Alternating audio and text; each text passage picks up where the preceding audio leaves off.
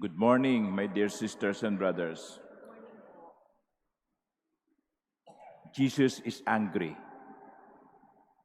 In the gospel, Jesus is angry. He is angry at the towns of Chorazin, Bethsaida, Capernaum. He used words that are not normally coming from his lips. Woe to you! Kasumpa-sumpa kayo. Sawimpalad kayo. What was the reason for Jesus' anger? It can be found in the first sentence. Jesus began to reproach the towns where most of his mighty deeds had been done. But they had not repented. In other words, these towns, Chorazin, Bethsaida, Capernaum, were recipients of graces, were beneficiaries of blessings.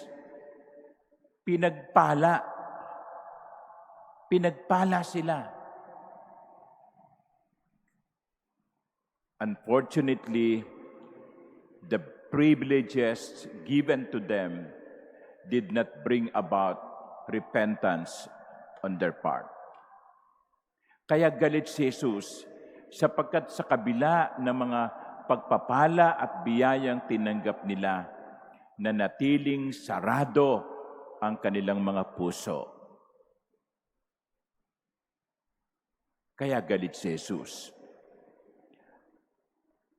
My dear sisters and brothers, this gospel reminds us that with privileges come responsibilities. With blessings come accountability. Kaya alam nyo, mga ginigilig kong kapatid, minsan nakakatakot ding humingi ng mga biyaya sa Diyos. We pray for blessings, we pray for graces, but be careful. The more blessings that we receive, the more accountable we are. The more responsible we are. Kaya siguro sa umagang ito, una, magpasalamat tayo sa mga biyayang tinatanggap natin.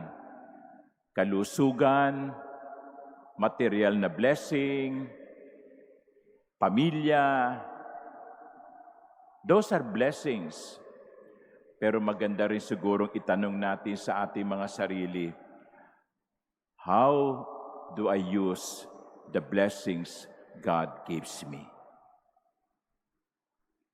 These blessings, do they bring me closer to Jesus?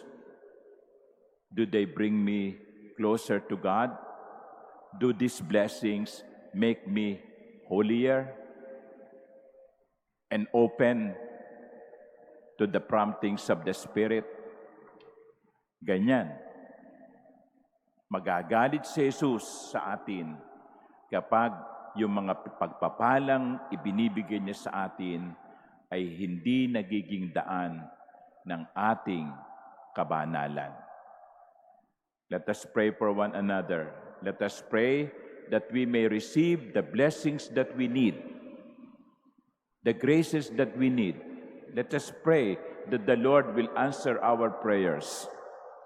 But let us also pray for one another that we may be responsible for these blessings.